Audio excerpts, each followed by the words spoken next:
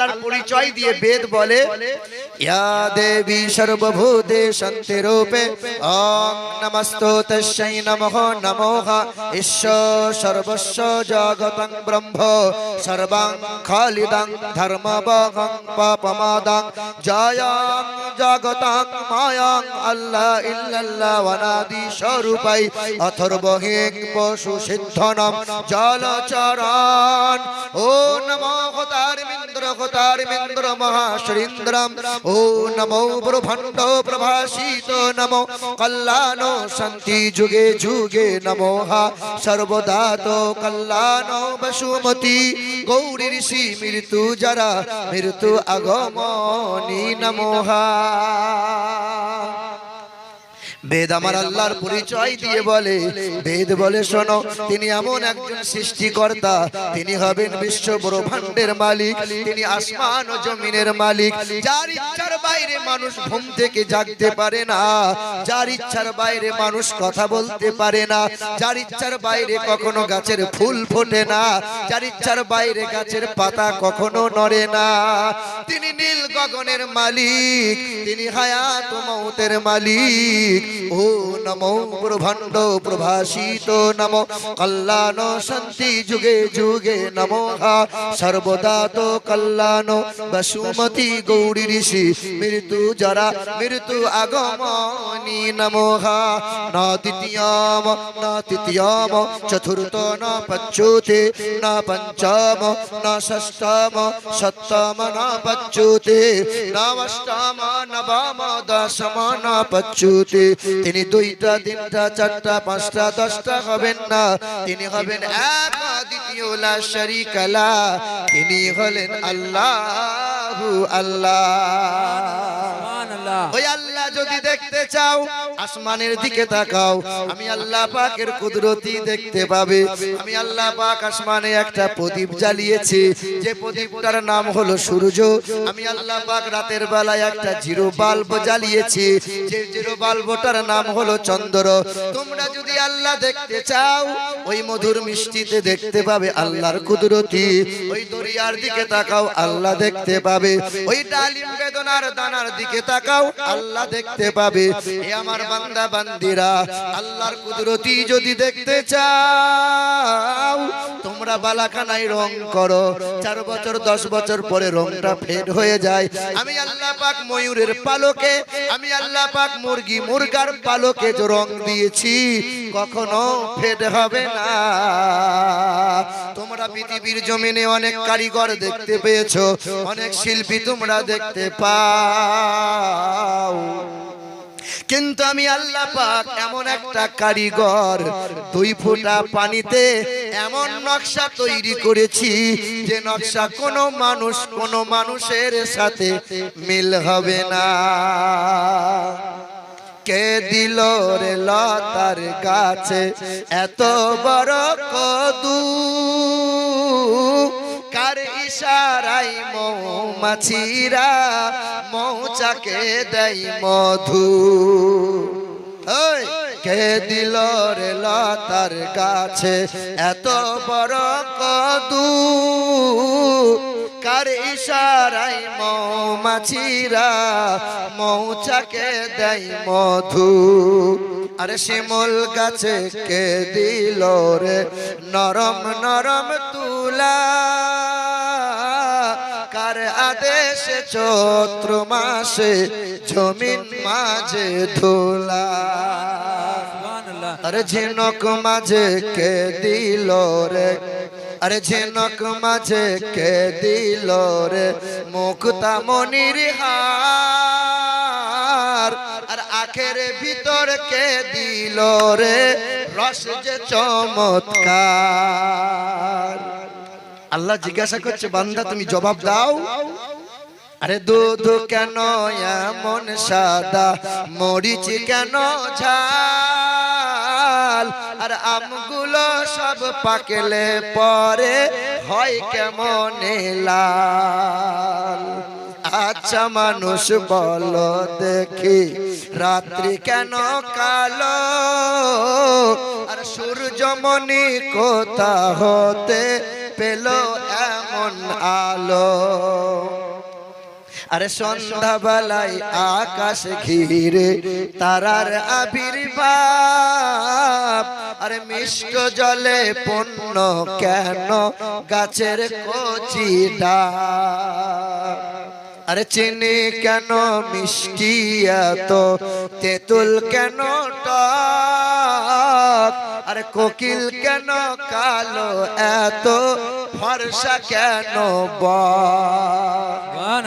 আরে আমরা সবাই বাস করি ভাই, আমরা সবাই বাস করি ভাই এই দুনিয়ারি রঙে, হাতের লেখা মুখের চেহারা মেলে না কারো সঙ্গে, আর মেলে না কণ্ঠ গলার, আর মেলে না কণ্ঠ গলার বুড়ো আঙ্গুলের টিপ। আল্লাহ তাআলা আছেন একজন, প্রমাণ হলো ঠিক। বলো লা ইলাহা ইল্লাল্লাহ, আরো জোরে লা ইলাহা ইল্লাল্লাহ, মুহাব্বতে লা ইলাহা ইল্লাল্লাহ, বলো লা ইলাহা ইল্লাল্লাহ মুহাম্মাদুর রাসূলুল্লাহ। দরুদ শরীফ পড়েন আল্লাহুম্মা সাল্লি আলা সাইয়্যিদিনা মাওলানা মুহাম্মদ ওয়া আলা আলি সাইয়্যিদিনা ওয়া আলা আলি সাইয়্যিদিনা মাওলানা মুহাম্মদ সাল্লাল্লাহু। তারপরেই শতকোটি দরুদ আর সালাম আমার আপনার নবীর উপর, যে নবীর মহব্বতে, যে নবীর ভালোবাসায় আমি আপনি সকলে এই মজলিসে হাজির হয়েছে। সেই নবী মুস্তাফা, তিনি মক্কার মতি, মদিনার জ্যোতি, দুই কুলের সাথী, আমার আপনার নবী, নূর নবী, দিন ও দুনিয়ার বাদশাহ জনাবে মুহাম্মদুর রাসূলুল্লাহ সাল্লাল্লাহু তাআলা আলাইহি ওয়াসাল্লাম। আমার উপস্থিত স্টেজে বসে থাকা জ্ঞানী গুণী সম্মানীয় ব্যক্তিগণ, আমার সম্মুখে বসে থাকা বয়োজ্যেষ্ঠ মুরব্বী বাবাজিরা, মায়েরা, সমবয়স্ক ভাইয়েরা, বোনেরা, শ্রেণীমত ভাবে সকলকে সম্ভ্রম, শ্রদ্ধা, শুভেচ্ছা, আল্লাহ পাকের দয়া, মায়া, অনুগ্রহ আর শান্তি ধারা আমাদের সকলের উপর বর্ষণ হোক। জোরে বলেন আল্লাহুম্মা আমিন। আমার শিক্ষিত বন্ধুরা, আমার সুধী মানুষেরা, আল্লাহ রাসূল সাল্লাল্লাহু তাআলা আলাইহি ওয়াসাল্লাম দিন প্রচার শুরু করে দিয়েছিলেন। মানুষের দুয়ারে দুয়ারে কালমা লা ইলাহা ইল্লাল্লাহু মুহাম্মাদুর রাসূলুল্লাহ দিন প্রচার শুরু করলেন।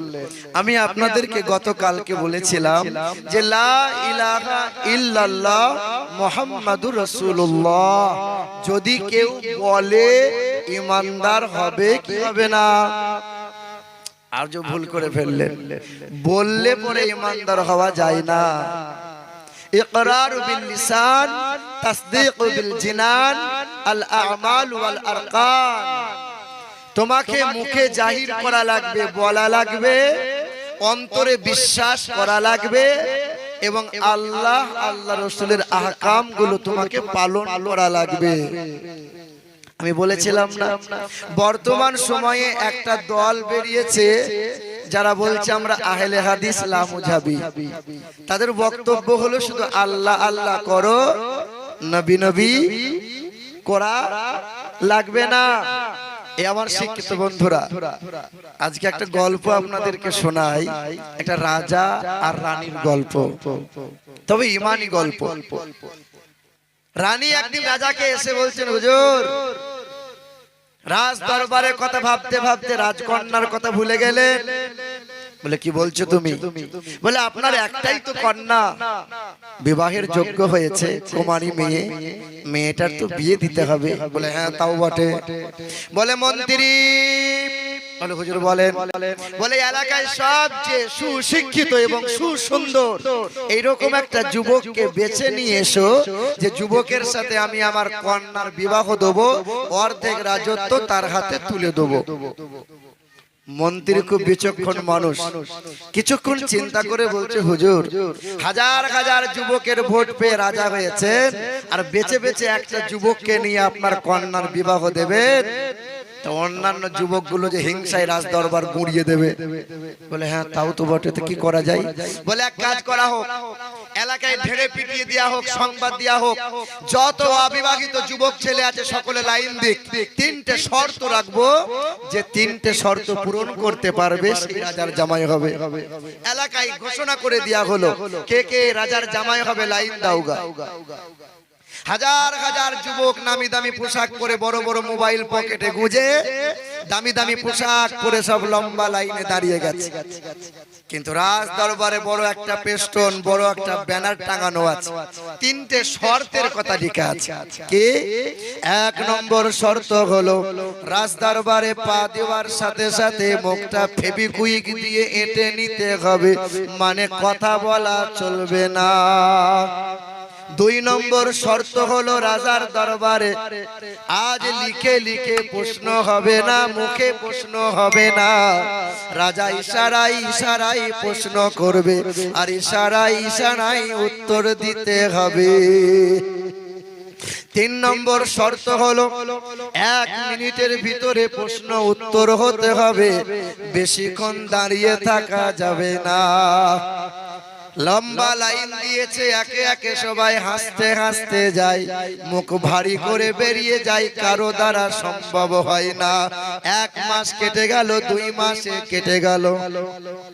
মন্ত্রী তাকিয়ে তাকিয়ে দেখে, হাই রে হাই, ওই আরাবুল গ্রামে 3 ছেলের বাপ, সে বেটাও লাইনে দাঁড়ায়। কি ব্যাপার তুই লাইনে? বলে একবার যদি কপালে লটারি লেগে যায়, রাজার জামাই হয়ে যাব, অর্ধেক রাজত্ব পাবো। এই যে লটারি, আপনাদের কি লটারি কাটেন নাকি আপনারা? লটারি চলে এইদিকে? লটারি চলে না? সব ফেরেশতা মনে হচ্ছে তো। বাহ বাহ, কাটবেন, ভালো জিনিস। মদ্যপান করা, লটারি কাটা, জুয়ার আসরে বসা, সম পরিমাণে গুনাহ। যে মদ্যপান করে, যে লটারি কাটে, আল্লাহ তার সংসার থেকে বরকত উঠিয়ে নেয়। যে মদ্যপান করে, লটারি কাটে, আল্লাহ তার ঘর থেকে শান্তি উঠিয়ে নেয়। দিন দিন ঋণে পড়বে, অভাবগ্রস্ত হবে, কোন জায়গায় মাথা উঁচু করে দাঁড়াতে পারবে না। সম পরিমাণ কাবিরা গুনাহ, যে গুনাহ আল্লাহ সহজে মাফ করবে না। 1 মাস কেটে গেল, 2 মাস কেটে গেল, 3.5 মাস হয়ে গেল। ওই আরাপুলের একজন যুবক ছেলে, গরিব ঘরের ছেলে, সময় হলে মসজিদে নামাজ পড়তে যায়, আর ইমাম সাহেবের কাছে গিয়ে কোরআন শরীফ শিখে নেয়। ওই ছেলেটা গরিব ঘরের ছেলে, মাঠে ছাগল চড়ায়, আর রাখাল ছেলে তাকিয়ে তাকিয়ে দেখে রাজদরবারে এত কেন ভিড় হয়। রাখাল মনে মনে চিন্তা করে, রাজা নিশ্চয়ই কোন দুয়ারে রেশন, মানে সরকার থেকে অনুদান দেয়। এখন তো বিভিন্ন রকম প্রকল্প বেরিয়েছে সরকারের।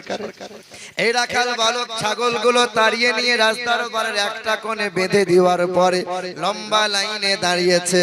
অন্যান্য যুবকরা বলে, রাখাল তুই এখানে কি করবি? রাখাল বাকাল লেখাপড়া জানে।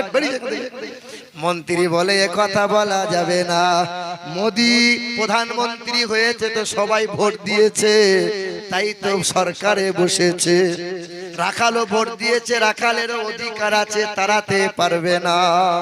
লাইনে দাঁড়িয়েছে, সকালবেলায় লাইনে দাঁড়িয়েছে, বিকাল বেলায় রাখালের নাম এসেছে।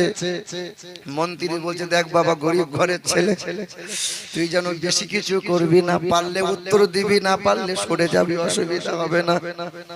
রাজার হাতে রাখালের নাম। রাজা মুচকি মুচকি হাসে, এত বিএড ডিএড করা কেউ পারলো না, আর রাখাল আমার প্রশ্নের উত্তর দেবে, একে হুরুত করে দেবো, মাল ফুরুত করে পালাবে, এর দ্বারাই হবে না। রাজা মনে মনে ভাবছে। রাখাল তখন রাজদরবার রাজার সামনে দাঁড়িয়েছে। রাজা কথা বলে না, রাজা ইশারায় ইশারায় প্রশ্ন করে। কি প্রশ্ন করেছে? এক। রাখাল তখন মনে মনে চিন্তা করছে, এক আবার কি? আমার ভালো ভালো খাসি, ভালো ভালো ছাগল, রাজস্থানী ছাগল, ছাগল দেখে হয়তো রাজা পছন্দ করে একটা শখ করে ছাগল চাইছে। রাজা বলে কথা, একটা কি দেওয়া যায়? আমি একটা দেবো না। কি বলেছে রাখাল? কি বলেছে? কি বলেছে রাজা? তখন বলছে, রাখাল তখন মনে মনে চিন্তা করে, আমি দুটো দিলাম, বেটা তিনটে চাইছে। চাইতে চাইতে সব যদি চেয়ে নাই, আমি আর বাড়াবো না, আমার দুটোই থাকলো। কিছু সময় থমকে গেল রাজদরবারের সমস্ত নেতা মন্ত্রীরা। রাজা ঘোষণা করে বলল, মন্ত্রী তুমি এলাকা জুড়ে ঘোষণা করে দাও, 3.5 মাসের পরে আজ আমার প্রশ্নের উত্তরটা সঠিক দিয়েছে এই রাখাল। সঠিক দিয়ে দিয়েছে। বলে এক কাজ করো মন্ত্রী, একে মার্গো সাবান দিয়ে ভালো করে 7 দিন গায়ে ঘষো, আর আতর কোম্পানিকে খবর দিয়ে 4 দিন ডুবিয়ে রাখো, না হলে গা থেকে ছাগলের গন্ধ যাবে না। রাজকন্যার কপালে হাত পড়ে গেল, হাই রে হাই, সর্বশেষে রাখাল আমার স্বামী হয়, এটা কি মানা যায়? কিন্তু আল্লাহ পাক আমার নসিবে যা লিখেছে তা মেনে নিতে হয়, কিছু করার নাই, আমার স্বামী রাখাল হবে।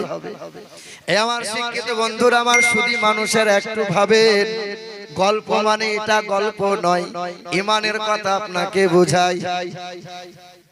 ধুমধাম করে রাজার দরবারে রাখালের বিয়ে হয়ে গেল। আজকে আর রাখাল নয়, রাজার জামাই হয়েছে, নামি দামি পোশাক পরে দাঁড়িয়ে আছে। একজন প্রজা এসে বলছে, ওগো রাজার জামাতা যান, অন্দর মহলে আপনার জন্য রাজকন্যা অপেক্ষা করছে, আপনার বিবি। এ তখন পা পা করে গিয়ে দেখছে, আমার বিবি মানে রাজকন্যা যে ঘরে শুয়ে আছে, লম্বা লম্বা ঝাড়বাতি জ্বলছে, এমন একটা গদিতে বসে আছে, অর্ধেকটা মাল ঢুকে গেছে, সোনার চামচে করে খাবার খাচ্ছে। এ তখন মনে মনে চিন্তা করছে, এই খাবার খেয়ে আমার পেটে হজম হবে না, আর এই গদিতে শুলে আমার রাত কাটবে না, আমার ছাগলের গোয়ালটাই ভালো। মন খারাপ। তখন রাজকন্যা বলে, ও গো আমার স্বামী, মনটা তোমার খারাপ কেন দেখি? তোমার মন কেন খারাপ হলো? আমি রাজকন্যা, তুমি রাখাল, তুমি কি মনে মনে এমন চিন্তা করো আমি তোমার সেবা করব কি করব না, আমি তোমাকে স্বামী বলে মানব কি মানব না? না না, আমি আরাপুর গ্রামের এমন মহিলা নয়, আমি রাজার কন্যা, আমার মধ্যে মানবতা আছে। তুমি আমার স্বামী হয়েছো, তোমার কষ্ট হলে আমি কাঁদবো, তোমার সুখ হলে আমি হাসবো, তোমার সারা জীবন সেবা করে যাব, তোমার প্রতি কখনো অবহেলা রাখবো না। তবে আমার স্বামী, তোমাকে একটা কথা জিজ্ঞাসা করার জন্য ডাকলাম। বলে বলো। বলে 3.5 মাস ধরে আমার বাবা প্রশ্ন করেছিল, কত হিন্দু কত মুসলমান সবাই এসে হাজির হয়েছিল, কেউ আমার বাবার প্রশ্নের উত্তর দিতে পারে নাই।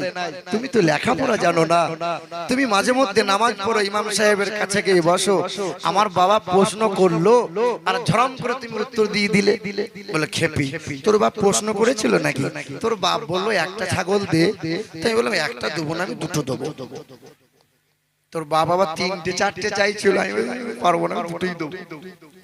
তখন রাজকন্যা বলে, ওগো আমার খেপা স্বামী, যে বাবা আমাকে সোনার চামচে চাঁদির থালায় খাবার খাওয়াই, তোমার 1000 টাকার ছাগল কেন চাইতে যাবে বলো? তাহলে বলে, আমার বাবা প্রশ্ন করেছিল, বলো জামানার মানুষ, বলো হিন্দু সমাজের মানুষ, তোমরা বলো এক ব্রহ্মা বিষ্ণুকে মানলে পরে নরক থেকে বাঁচা যাবে কি যাবে না? কোন হিন্দুর ছেলে কেউ বলতে পারে না। তামাম মুসলমানদের জিজ্ঞাসা করেছিল, বলো এক আল্লাহ আল্লাহ করলে পরে ইমানদার হওয়া যাবে কি যাবে না? বিএড করা ছেলে কেউ বলতে পারে না। তুমি সামনে গিয়ে দাঁড়িয়ে বলেছিলে, না না, শুধু এক আল্লাহ আল্লাহ করলে ইমানদার হওয়া যায় না, লা ইলাহা ইল্লাল্লাহ পরে আর একজনকে মেনে নিতে হবে, তার নাম হলো মুহাম্মাদুর রাসূলুল্লাহ। এরই নাম কালমায়ে লা ইলাহা ইল্লাল্লাহ মুহাম্মাদুর রাসূলুল্লাহ। এই আমার আব্বা জান ভাই জানেরা, এবার আপনাকে নবী মুস্তাফার জীবনীর দিকে নিয়ে যাই। আম্মা জান খাদিজার সঙ্গে বিবাহ হয়ে গেছে। আল্লাহ রাসূল দিন প্রচার করতে শুরু করলেন। কালেমার বাণী মানুষের দুয়ারে দুয়ারে প্রচার করেন। আল্লাহর নবীর এই কালেমার বাণী প্রচারে কোন মানুষ রাগান্বিত হয়, তবে কোন মানুষ নবীকে কষ্ট দেয়, বারবার আমার নবীকে মারার জন্য চক্রান্ত করে যায়। এ মুসলমানের ছেলেরা, সেই সময় মক্কার জমিনে একজন হিন্দু ঘরের সন্তান, তার নাম হলো আব্দুল উজ্জা, নবীকে বড় মোহাব্বত করে নেয়। আব্দুল উজ্জা তার বাবা নাই, চাচার কাছে লালিত পালিত হয়। মানে এত সুন্দর কণ্ঠ ছিল, ভগবতীর নামে গান করত, লাত মান্না দেবদেবীর নামে গান করত, মন্দিরে গির্জায় গিয়ে দান করত, অনেক টাকা উপহার পেত। চাচা সঙ্গে করে নিয়ে যেত, মানুষকে গান শোনাতো। একদিন এই আব্দুল উজ্জা চাচার কাছে থাকাকালীন চাচার দুম্বাগুলো ছাগলগুলো নিয়ে ময়দানে চড়ায়। কে যেন সবুজ ঘাসের ময়দান দিয়ে একটা মধুর কণ্ঠে গান গাইতে গাইতে যায়। আব্দুল উজ্জা ভগবতীর নামে গান করে, লাত মান্না দেব দেবীর নামে গান করে, লাত মান্না উজ্জার নামে গান করে। এমন একজন ব্যক্তি নবীজির প্রিয়তম খলিফা, তার নাম হলো হযরতে আবু বকর, গান শুনতে পায়। বলে, বাবা তোমার নাম কি? বলে, আমার নাম হলো আব্দুল উজ্জা। বলে, তুমি যে ভগবতীর নামে গান করো, তুমি যে লাত মান্না দেব দেবীর নামে গান করো, বলো আব্দুল উজ্জা তোমার গান কি তোমার দুম্বাগুলো শোনে? বলে, তা তো না। তোমার গানে কি তোমার ছাগলগুলো শোনে? তা তো শোনে না। বলো আব্দুল উজ্জা তোমার গানে কি দরিয়ার মাছ শোনে? চাচা তা তো শোনে না। বলো আব্দুল উজ্জা বলো বলো ওই গাছের পক্ষীগুলি শোনে? তা তো তাও শোনে না। হযরতে আবু বকর বলেন, আমি এমন একটা গান জানি যে গানটা গাছের পক্ষীগুলো শুনবে, যে গানটা দরিয়ার মাছগুলো শুনবে, যে গানটা ওই দুম্বাগুলো ছাগলগুলো শুনবে। ও মুসলিম ঠাকুর পূজা করে। এই যুবকটা বলছে, চাচা এই গানটা আমাকে শেখাবেন? চাচা আমাকে শোনান না গানটা। সঙ্গে সঙ্গে মধুর কণ্ঠে হযরতে আবু বকর শুনিয়েছেন, কালমা লা ইলাহা ইল্লাল্লাহু মুহাম্মাদুর রাসূলুল্লাহ। আব্দুল উজ্জা চমকে উঠেছে, এ তো মুহাম্মাদের গান। না না, গাইবো না। যদি কেউ শুনতে পেয়ে যায়, যদি আমার জবানে এই গান কেউ জানতে পেরে যায়, আর ভগবতীর গানে কেউ ডাকবে না, আর লাত মান্না দেব দেবীর গানে কেউ ডাকবে না, আর আমাকে মন্দিরে গির্জায় নিয়ে কেউ গান শুনবে না। আব্দুল উজ্জার কলিজায় আঘাত হয়েছে। দুম্বাগুলো ছাগলগুলো চড়ে পা পা করে দরিয়ার সামনে হাজির হয়ে যায়। সামনে কোনো মানুষ নাই, সামনে বড় দরিয়া, পিছনে দুম্বাগুলো ছাগলগুলো চড়ে। আব্দুল উজ্জা দরিয়ার ধারে বসে যায়, চোখ দুটো বন্ধ করে দেয়। আব্দুল উজ্জা চার চতুর্দিকে তাকিয়ে তাকিয়ে দেখে কোনো জায়গায় কোনো মানুষ নাই। চোখ দুটো বন্ধ করে দিয়ে ওই কলিজার ভিতর থেকে হৃদয় ভরা মোহাব্বত নিয়ে একবার যখন বলে, কালমা লা ইলাহা ইল্লাল্লাহু মুহাম্মাদুর রাসূলুল্লাহ, চোখ খুলে দেখে দরিয়ার মাছগুলো ধারে হাজির হয়ে যায়। ইয়া রাসূলুল্লাহ। মুসলমানের ছেলেরা পিছন দিকে তাকিয়ে দেখে আব্দুল উজ্জা দুম্বাগুলো ছাগলগুলো ঘাস খাওয়া বন্ধ করে দিয়ে সব কান খাড়া করে দাঁড়িয়ে গেছে। গাছের পক্ষীগুলি নিঝুম হয়ে গেছে। ওই দরিয়ার মাছগুলো ধারে সামনে হাজির হয়ে যায়। আব্দুল উজ্জার মনে মনে আর চিন্তা হয়, না না, ভগবতীর গান তো ভালো লাগে না, লাত মান্না দেব দেবীর গান ভালো লাগে না, লাত মান্না উজ্জার গান ভালো লাগে না, আর ভগবতীর গান গাইব না। খেতে যাই কালমা পড়ে যায়, আপনার শুতে যাই কালমা পড়ে যায়, গোয়াল ঘরে খাবার দিতে যাই গুনগুন করে জুবান থেকে কলমা বাহির হয়। এমন একদিন হঠাৎ করে আব্দুল উজ্জা বলে, আব্দুল উজ্জার চাচা বলে, হে বাবা আব্দুল উজ্জা, আয় বাবা আয়, তোমার জুবান থেকে ভগবতীর গান তো কয়েকদিন হলো শোনা যায় নাই, বলো আব্দুল উজ্জা ভগবতীর গান শোনাও। আব্দুল উজ্জা নওজোয়ান যুবক, পরিষ্কার হৃদয়। সামনে চাচার কি চাচার সামনে গিয়ে বলে, চাচা আমি যে ভগবতীর গান করতাম, বলে চাচা আমার গান কি তোমার উটগুলো শুনতো, দুম্বাগুলো ছাগলগুলো শোনে? বলে না। বলে চাচা আমি এমন একটা গান জানি চাচা, যে গানটা আপনার দুম্বাগুলো ছাগলগুলো শুনবে চাচা, যে গানটা দরিয়ার মাছগুলো শোনে। কি গান শিখেছো? সঙ্গে সঙ্গে আব্দুল উজ্জা চিৎকার করে চাচার সামনে বলেছে, কালমা লা ইলাহা ইল্লাল্লাহু মুহাম্মাদুর রাসূলুল্লাহ। চাচা চমকে উঠেছে। ঠাকুর ঘরে মুহাম্মাদের গান, সারি সারি যেখানে পাথরের ঠাকুর মূর্তি বানানো আছে, এখানে মুহাম্মাদের গান গাইবে? না না, আমি তো ভগবতীর গান শুনতে চাই। বারবার চেষ্টা করে, ভগবতীর গান আর হৃদয়ে নাই, ভগবতীর গান জুবান থেকে বাহির নাহি হয়। বারবার যতবার লাট মান্না দেব দেবীর গান গাইতে চায়, ততবার নবীর মোহাব্বত উতলে উঠে যায়। কালমা লা ইলাহা ইল্লাল্লাহ।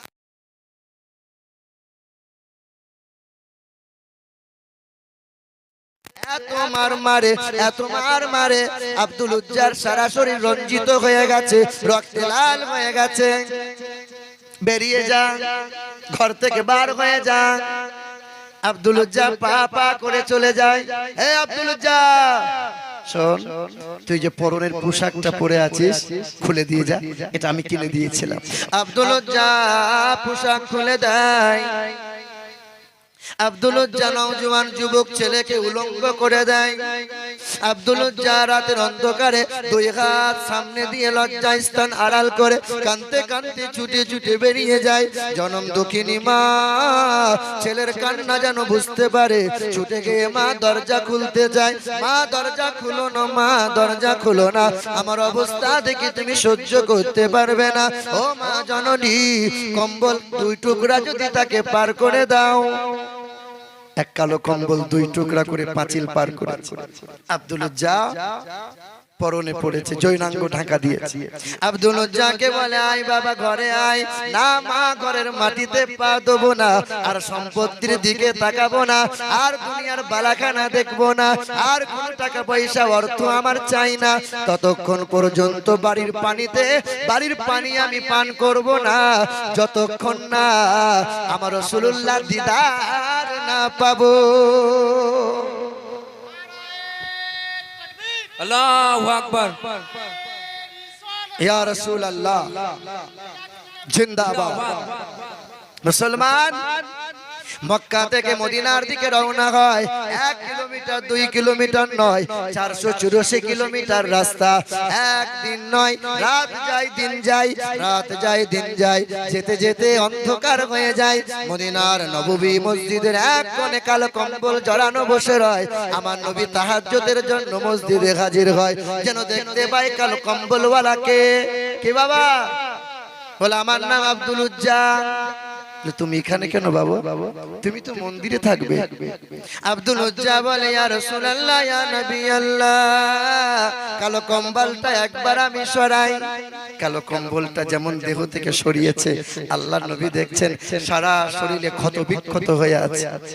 আল্লাহ নবী জিজ্ঞাসা করছেন কি হয়েছে? বলে, ইয়া রাসূলুল্লাহ, ইয়া হাবিবাল্লাহ, আমার প্রতিটা রক্তের কোণায়, আমার প্রতিটা রক্তের বিন্দুতে, সর্ব জায়গাতে আমি দেখতে পাবেন ইয়া রাসূলুল্লাহ শুধু নবী নবী নবী নবী শব্দ উচ্চারণ হয়। ইয়া রাসূলুল্লাহ, ইয়া হাবিবাল্লাহ, মাকে ত্যাগ করেছি, চাচাকে ত্যাগ করেছি, জমি জায়গা লাথি মেরেছি, সব কিছু লাথি মেরে আপনার পদতলে একটু জায়গা নিতে এসেছি। বলেন না ইয়া রাসূলুল্লাহ, আপনার কদমের তলায় আমাকে একটু ঠাঁই দেবেন?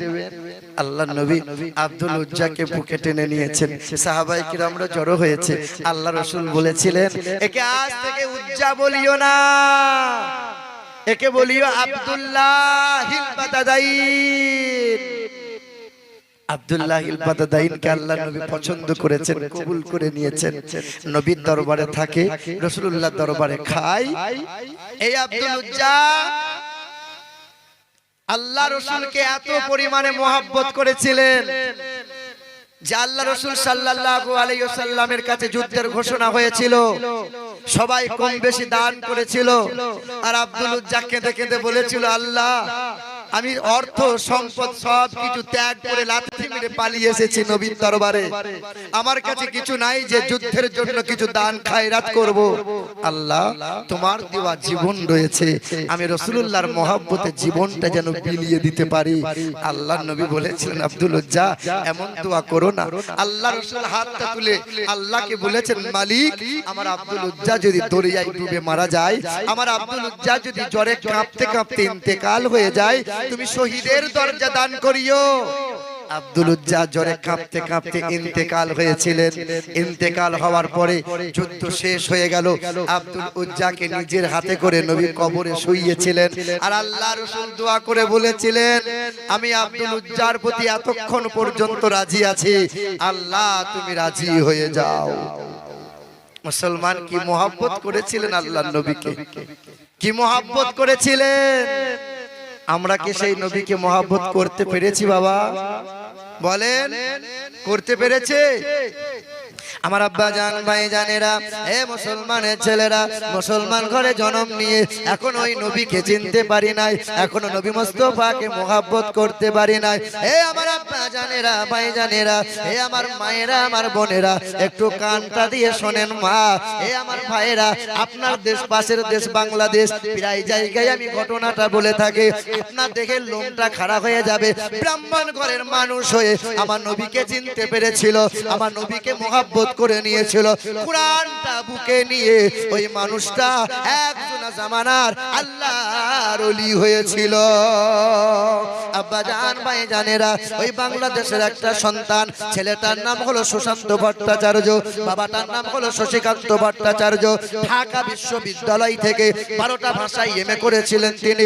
ওই 12টা ভাষায় এমএ করার পর চাকরি তালাশ করে করে বেড়ায়, চাকরি যখন তার কপালে জোটে না, বাবা বলেছিল, আয় সুশান্ত আয়, চাকরি করা লাগবে না, যোগ্য করে গলায় পইতে ঝুলিয়ে নাও, ব্রাহ্মণ হয়ে যাবে, তোমার বাবা ব্রাহ্মণ, তুমিও ব্রাহ্মণ হয়ে যাবে, মণ্ডপে মণ্ডপে পূজা করে করে বেড়াবে, লাখ টাকা রোজগার হবে, তোমাকে চাকরি করতে হবে না। এখন তো সমাজে বাপ ব্রাহ্মণ মানে ছেলেও ব্রাহ্মণ, এখন তো সমাজে বাপ পীর মানে ছেলেও পীর। হ্যাঁ, ঈমান নাই আমল নাই বুঝান পীর হয়ে গেছে। বাবাজিরা ভাইরা আমার, ব্রাহ্মণ কাকে বলে জানো? যে সাধনা করে ব্রহ্মাকে লাভ করে সেই প্রকৃত ব্রাহ্মণ। পীর কাকে বলে জানো? যে নফল ইবাদত রাত জেগে জেগে আল্লাহর নৈকট্য যে লাভ করে, আল্লাহর দিদার যে লাভ করে, আল্লাহকে যে হাসিল করে, সেই প্রকৃত আল্লাহর ওলি। তবে শোনো মুসলমান, বর্তমান সময়ে আহলে হাদিস লামুজাবিরা যেভাবে উঠে পেরে লেগেছে, বর্তমানে মুমতাজুল ইসলাম বলে একটা বক্তা লামুজাবিদের বার হয়েছে, সে নাকি বলতেছে বেরেলি মানে শিরক বিদআতের আতুর ঘর, পীর মানে শুধু শিরক বিদআতই শেখানো হয়। সে নাকি বলতেছে নবী দিবস করা পাপের কাজ। সে নাকি বলতেছে সুন্নি বলে দাবি করে যারা, সব ভণ্ড তারা। এখন তো ফুরফুরার বিরুদ্ধে চরম ভাবে তারা লেগেছে আহলে হাদিসরা এক হয়ে। কালকে আমাদেরও পিছনে লাগবে তারা। আমার শিক্ষিত বন্ধুরা, আমার সুদী মানুষেরা, ওরা হলো মুনাফিকের দল, মুনাফিক, ওরা হলো মুনাফিক। সেই নবী মুস্তাফার জামানা থেকে আসছে ওরা, ওরে মুনাফিক। মওলাই আলীকে ওদের দল থেকে শহীদ করেছিল তারা। ওই মুনাফিকের দলটা ইমাম হাসানকে বিষপান করিয়ে শহীদ করেছিল। ওই মুনাফিক এজিদের দলরাই, মুনাফিক মুসলমানরাই আমার ইমাম হুসাইনকে কারবালার ময়দানে শহীদ করে দিয়েছিল। ওই মুনাফিকের দলটা আজ আপনার ঈমানটাকে কিভাবে বরবাদ করা যায় এই প্রচেষ্টা চালিয়ে যাচ্ছে।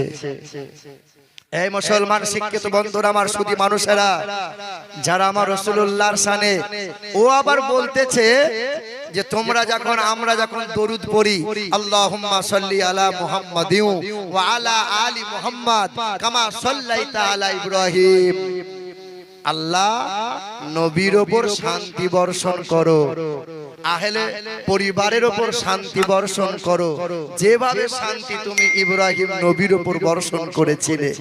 তাহলে নবীর ওপর আমরা দয়া করে শান্তি বর্ষণ করাই, তবে নবী পাই। কত বড় জাহিল, কত বড় মূর্খ, কত বড় শয়তান, কত বড় মুনাফিক হলেই এমন কথা বলতে পারে।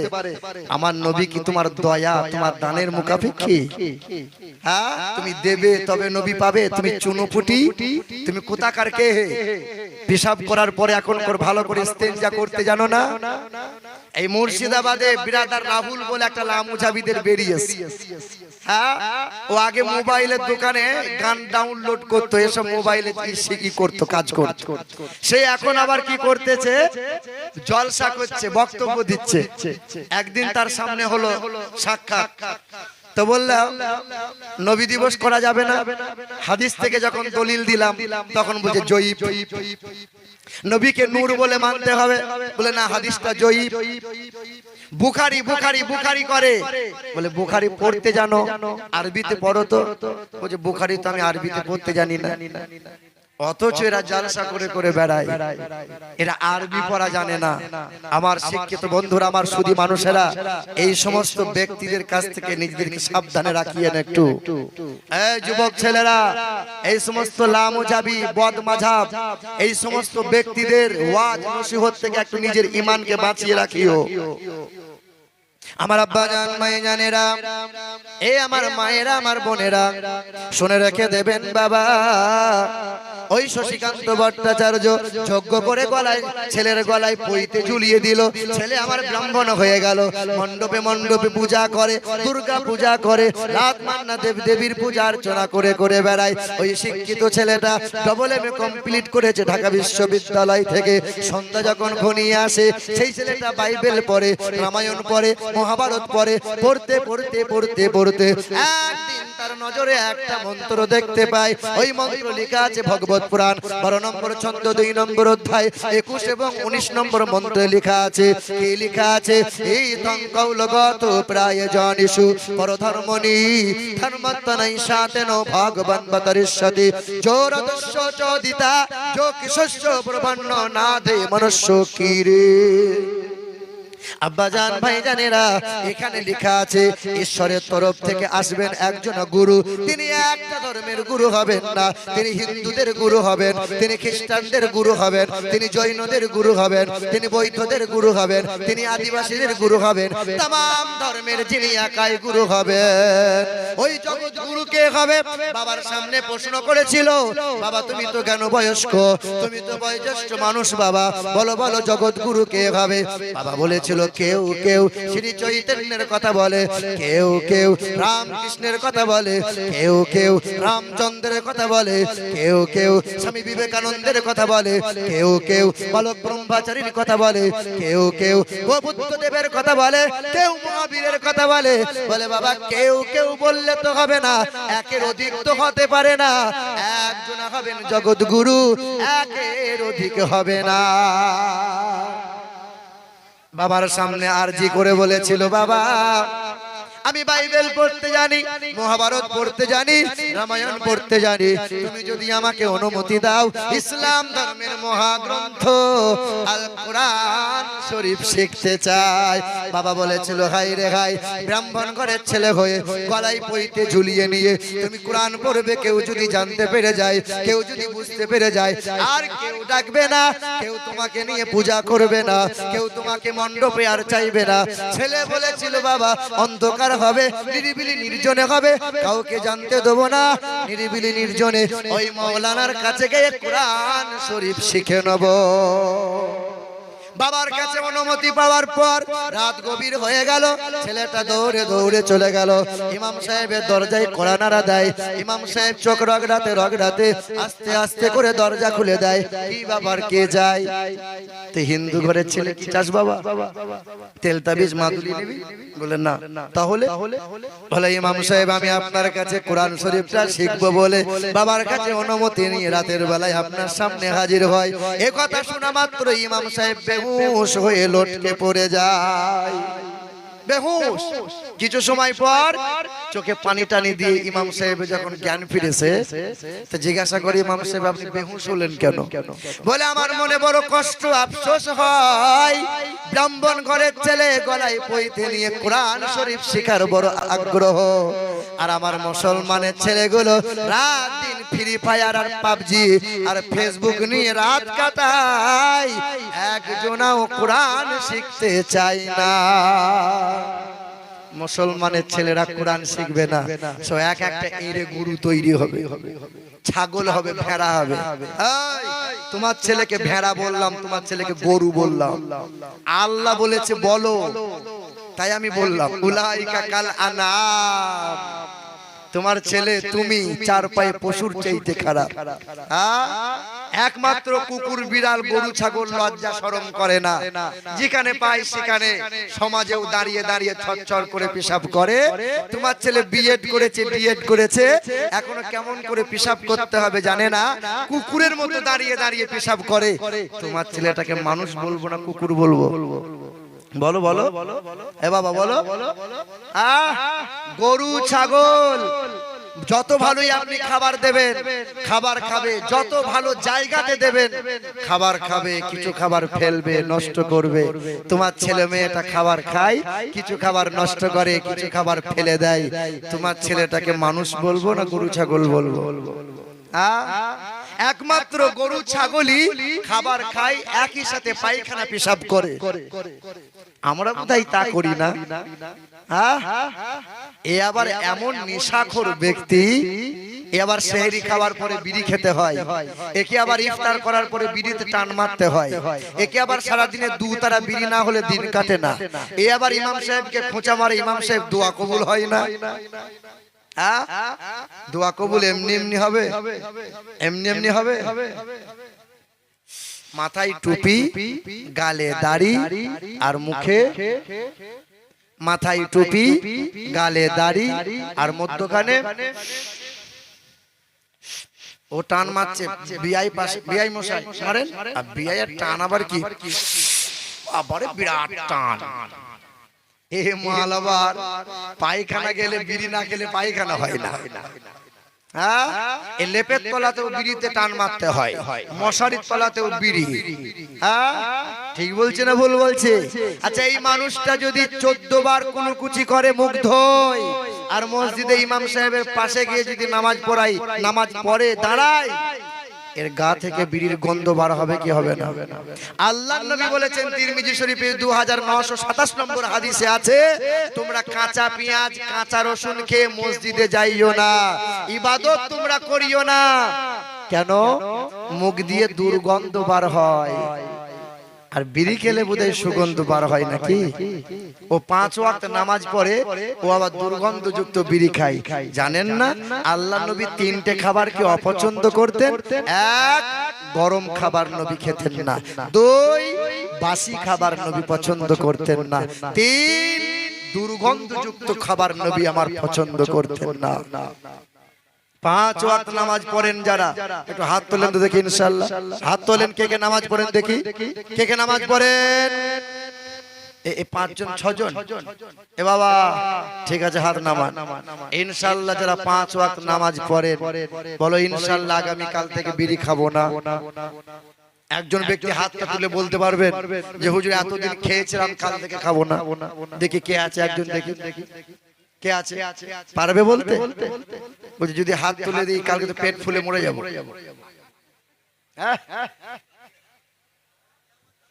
এ আমার আব্বা জান, ভাই জানেরা, এ আমার মায়েরা, আমার বোনেরা, আজকের সমাজের বাপরা, আজকের সমাজের মারা চাই না আমার ছেলেটা বিদ্বান হয়ে উঠুক, চাই না ছেলেটা শিক্ষিত হোক, চাই আমার ছেলে বিএড করুক, আমার ছেলে মাস্টার ডিগ্রি করুক, ডিএড করুক, বিটেক করুক, আইটিআই করুক, ছেলে আমার মাস্টারই হবে, মাস গেলে ৭০,০০০ টাকা মাইনে পাবে। চাচা আমার চায়ের দোকানে তেল দিয়ে মোচে মোড়া মারছে, চাচা কি ব্যাপার? আমার ছেলে ৭০,০০০ টাকা মাইনে পায়। 4 মাস পরে দেখি চাচা মোচ কেটে দিয়েছে। চাচা কি ব্যাপার? ছেলে আর খবর নাই। বউকে নিয়ে পড়ে আছে, ছেলের বাপ মায়ের খোঁজ রাখে না, বাপ মরে গেছে। ছেলে খবর পেয়ে ছুটে এসে রুমালটা বার করে 3 ভাঁজ করে মাথায় বেঁধেছে। তো বাপের সামনে দাঁড়িয়ে দাঁড়িয়ে কাঁদছে। ইমাম সাহেব বলছে, হ্যাঁ রে, শেষ গোসলটা বাপের দে। বলে কি করে দেবো, আমি তো নিজেই ফরজ গোসল জানি না। বলে ঝাঁটাটা নিয়ে বাপের কপালে 2 বার মার। যে বাপ তোকে এত শিক্ষা অর্জন করালো, জীবনে কোনোদিন তোকে অজু করা শেখালো না, দাম্পত্য জীবনের মধুর মিলনের পরে কেমন ফরজ গোসল করাতে হয় সেটা তোকে শেখালো না। আর কিছু কিছু বাপ আছে, এরা মনে মনে ভেবেছে যে আমার ছেলেকে শিক্ষিত করব, আর এমন ঘরে বিয়ে দেবো যে বিয়ের গলায় বাঁশ দিয়ে চুষে চুষে নেবো। আপনাদের এলাকার তো হাজী সাহেব আছে, খুব ভালো মানুষ। আমাদের এলাকার হাজী সাহেব যারা, আর এখন যারা বর্তমানে হজ করতে যাচ্ছে, তারা সব বেশিরভাগ সেলফি হাজী। কি হাজী বলো? সেলফি হাজী। ও কাবা শরীফের পাশে দাঁড়িয়ে সেলফি তুলছে, যে ফেসবুকে ছাড়ছে, কাল থেকে আমাকে হাজী বলবি। এ বাবা, হচ্ছে কি হচ্ছে না? ও তাওয়াফ করছে, হাজিরা দিচ্ছে, লাব্বাইক আল্লাহুম্মা লাব্বাইক লা শারীকা লাক লাব্বাইক ইন্নাল হামদা ওয়ান নি'মাতা লাকা ওয়াল মুলক লা শারীকা লাকা। হাজিরা দিচ্ছে, এমন সময় ছত্তারের মা ফোন করেছে, চিহি করে ফেলল, হ্যালো ছত্তারের মা, তোর জন্য জানটা না এমন খিদিবিদি করছে না, কবে যে আমি বাড়ি যাব, মন খুব খারাপ করছে তোর জন্য। ও আবার হজ করতে গেছে। ওকে কে হজ করতে বলেছিল? ওই তোকে হজ করতে কে যেতে বলেছিল? তোর হজ হবে? আমার এলাকার একজন হাজী সাহেব, শুনেন আপনাদেরকে বলি, 1.5 হাত দাড়ি, মাথা থেকে টুপি কোনোদিন ফেলে না, 5 ওয়াক্ত নামাজ পড়ে, তাহাজ্জুদের নামাজ পড়ে কপাল কালো করে ফেলেছে। 2 ছেলে, বড় ছেলের বিয়ে দিয়েছে, ছোট ছেলের বিয়ে আর হয় না। এলাকা জুড়ে ঘেটে চেটে মেয়ে দেখেছে, মেয়ে আর জুটছে না। বেশ কিছুদিন পরে খবর পেয়েছে, 20 কিলোমিটার দূরে গিয়েছে। মেয়ে দেখার পরে বলেছে, আলহামদুলিল্লাহ আপনার মেয়ে আমার বৌমা হবে। তো মেয়ের বাপ বলছে, আপনি ধনী মানুষ, হাজী সাহেব মানুষ, কিন্তু কেমন কি লাগবে এটা বললেন না। তখন বলছে, আস্তাগফিরুল্লাহ, আমি টাটকা হাজী, আমি কি হারামের কথা মুখ দিয়ে বলতে পারি? এই কথাটা আপনাকে বলছি, আপনাকে, এটা হাজী সাহেবকে বলি নাই, কথাটা আপনাকে বলছি। তখন হাজী সাহেব বলছে, আমি তো বাবু হারামের কথা মুখ দিয়ে বলতে পারবো না, আমার বড় জামাই বাবা জীবন আছে, ও যেটা বলবে সেটাই হবে। জামাই তখন ঘুরে বসেছে। জামাই তখন বলছে, আমার শ্বশুর লোক ভালো, হারামের কথা একটাও বলবে না। তবে 20 দিন আগে মেয়ে দেখার পরে ফোন করে বলেছে, একটা অ্যাপাচি গাড়ি দেবো, 6 লাখ টাকা নগদ দেবো, 6 ভরি সোনা দেবো, খাট আলমারি খুশিতে দেবো, চাইতে হবে না। আমার শ্বশুর লোক ভালো, হারামের কথা মুখ দিয়ে বলবে না। তবে ঘাড় নড়িয়ে বলেছে, এত কম মাল চলবে না। এত কমে কি হয়? চলবে না। হারামের কথা কিন্তু মুখ দিয়ে বলবে। এই রকম লোক আপনাদের আরাপুল গ্রামে নাই, আছে নাকি? আছে? বাহ বাহ। এবার শুনুন, আদেশ করিল আল্লাহ পবিত্র কোরআনে, আর বিবাহ করিও যত আদম সন্তানে। আরে কোরআনে আদেশ আল্লাহ যদি না করিত, আরে মানুষের বংশ সব ধ্বংস হয়ে যেত। কিন্তু হায়, এরপরে সুবহানাল্লাহ বলবেন, এরপরে দেখেন, কিন্তু হায় বর্তমানে হইতেছে এমন, কিন্তু হায় বর্তমানে হইতেছে এমন, বেটির বিয়েতে বেটার বাপ নিচ্ছে কত পণ। আরে কেউ বা নিচ্ছে সোনা দানা, কেউ বা টাকা করি, আরে কেউ বা নিচ্ছে সোনা দানা, কেউ বা টাকা করি, আরে কেউ বা নিচ্ছে জমি জায়গা, কেউ বা নিচ্ছে বাড়ি। আবারও কত বাপজি বলে, দেখি নিব না কপন, বেটা বেটি সাজিয়ে দিকে বিয়ায় আপন। আরে টাকার বেলায় সাধু সাজে, জমির বেলায় চোর। আরে টাকার বেলায় সাধু সাজে, জমির বেলায় চোর। আর বর্তমানে কিছু বেটার বাপ এমনি হারামখোর। আরে চোর লোকে চুরি করে অন্ধকার হলে, আরে চোর লোকে চুরি করে অন্ধকার হলে, আর বেটার বাপ চুরি করে দিনেরই আলোতে।